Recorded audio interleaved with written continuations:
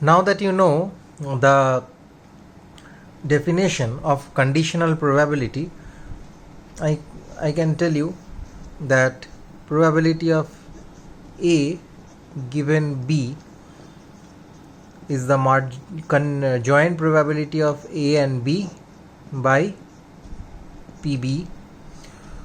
To make the definition complete, we should write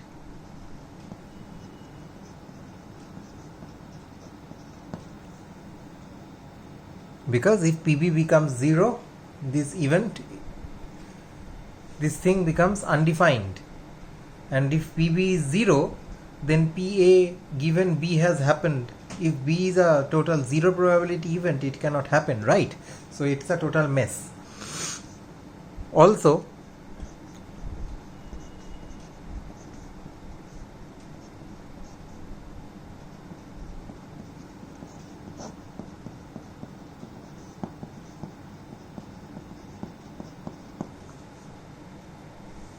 right, so I can write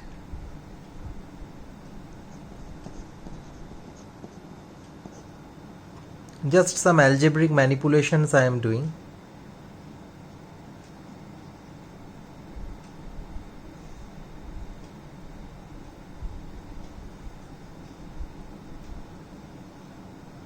So PAB and PBA, they are the same.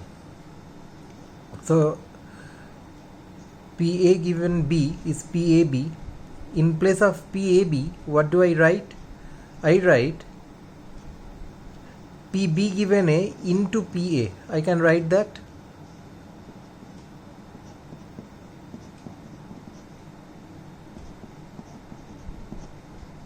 By PB. This is some simple algebraic manipulation. And this simple algebraic manipulation gives us the central tool of probabilistic reasoning, that is called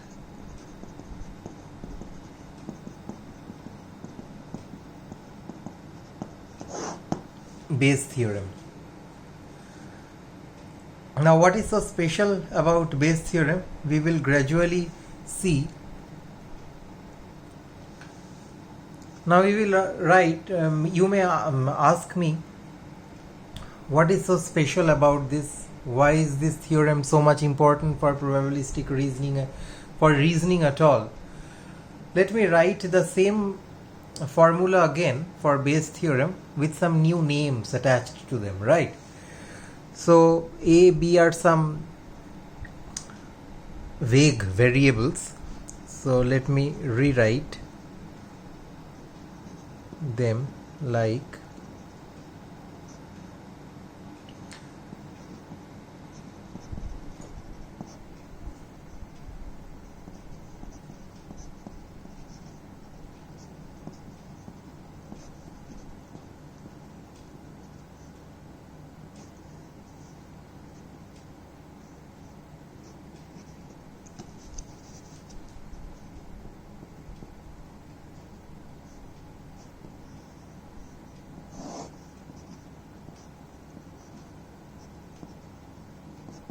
this. I can write, I just changed the names of the A and B with some meaningful words.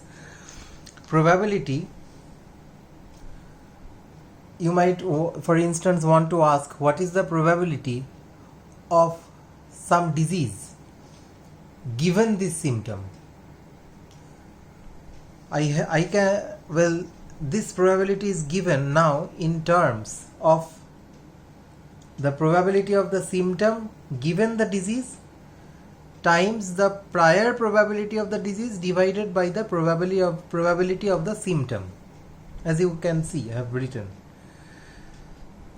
So the common reasoning pattern is start with a prior probability of the disease. You have this prior probability of the disease. You have some prior belief about the disease. This is our belief about the state of affairs when we don't have any evidence at all. Then we get some information. What is the information? somebody tells me that this person has a symptom. You can just correlate this situation with the present COVID-19 scenario. Somebody just tells me that this person has a symptom, and the moment I get that information, I would like to update my belief. And how would I update my belief? Now, my belief is that the person has got the disease, given that I have the information about his symptom. We would like to take what we used to believe and the evidence and that we just got and we would like to combine them together and compute a new belief.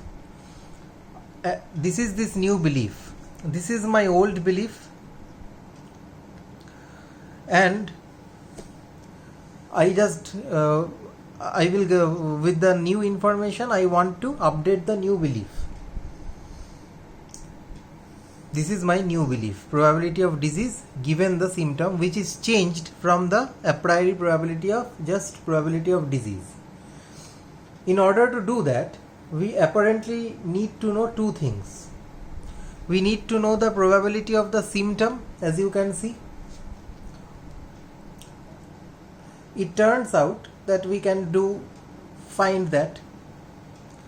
But what we really need to know is in the numerator, as you can see, probability is probability of symptom given disease. Right? I need to know this.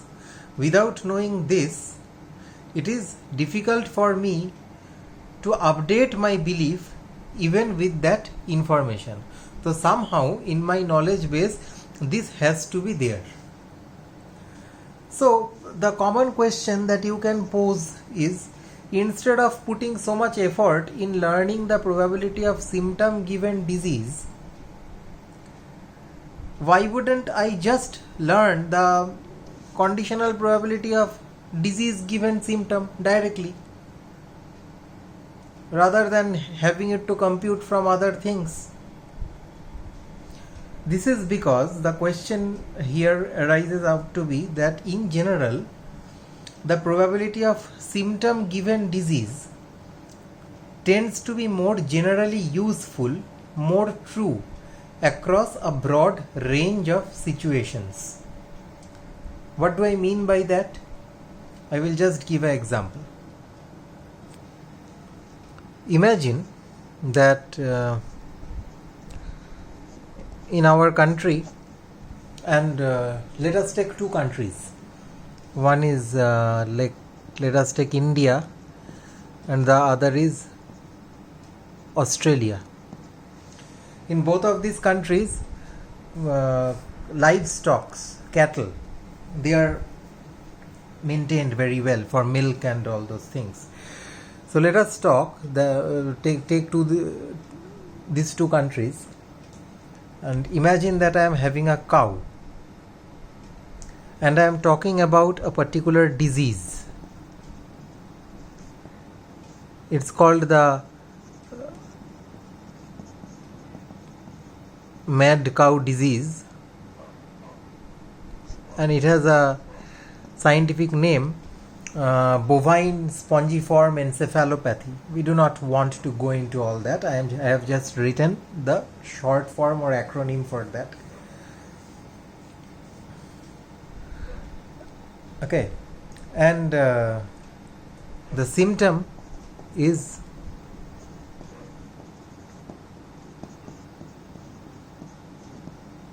paralysis. Now, I said that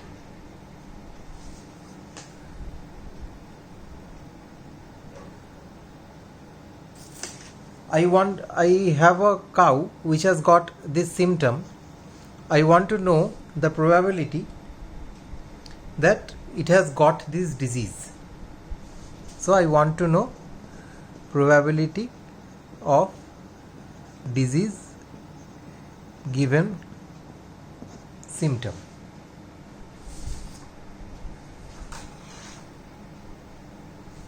So we talked about learning the probability of disease given symptoms. Now, how we will learn? We will learn from the statistics across the world. We usually study these, compute these probabilities from statistical surveys across the globe. But the problem is, in India and in Australia, we have taken two countries, the occurrence of this disease maybe in India is very low due to some climatic conditions, while in Australia the probability is of the occurrence of this disease is pretty high. So base rate of the disease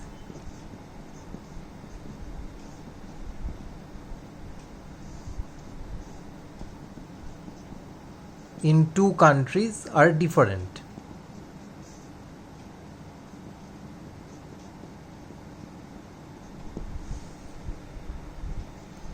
So a survey in Australia may be good enough. The survey in India and Australia will not be equally weighted, because in India the disease happens less, the base rate of the disease is less, while in Australia it is more. But if we go along the process of Bayes theorem and we go for learning probability of symptom given disease, then we are trying to learn that paralysis given BSE has happened. This is easier and more logical to learn. Why? Because the base rates of the disease may be different in India and Australia. The disease may not be prevalent in India, may be more prevalent in Australia, but even if the disease happens to one cow in India, even if 10 cows are struck with BSE, if they fall victim to this mad cow disease, the probability of paralysis occurring in them is essentially the same, because the paralysis coming out of this BSE is how the disease process occurs. What is the disease process? Some virus or some bacteria attacking some part of your body, and hence some organ fails. Sometimes your lung fails, sometimes your kidney fails, sometimes your nervous system fails, hence paralysis may occur. So if a particular virus or bacteria is attacking some species, the outcome, the result of the attack will be the same across the globe. Whether the rate of the disease is prevalent or not, the disease process will be the same. So probability of paralysis given BSE will be essentially the same across India and Australia. So it turns out that in all kinds of domains, it is easier and more useful to learn probability of symptom given disease,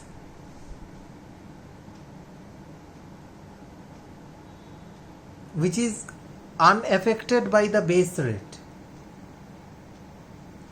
And then when we have to compute the diagnostic of when we have to diagnose that this cow is having this disease BSE given the symptom paralysis, then we take these learnt values and we apply Bayes theorem on them. So this is how diagnostic systems normally get built, and that is why I want to impress on you the importance of Bayes' theorem on probabilistic diagnostic systems. These are in general called diagnostic systems, and they are usually used for learning causal kind of relationships. What do I mean by causal relationships? Cause and effect. So this is BAC is the cause, paralysis is the effect. So causal kind of relationships, probability of effect given cause, these are in fact easy to learn irrespective of the Bayes rate in different demographic regions. Diagnostic reasoning is the opposite. I know the effect, I want to know whether that is the particular cause. This is called diagnostic reasoning.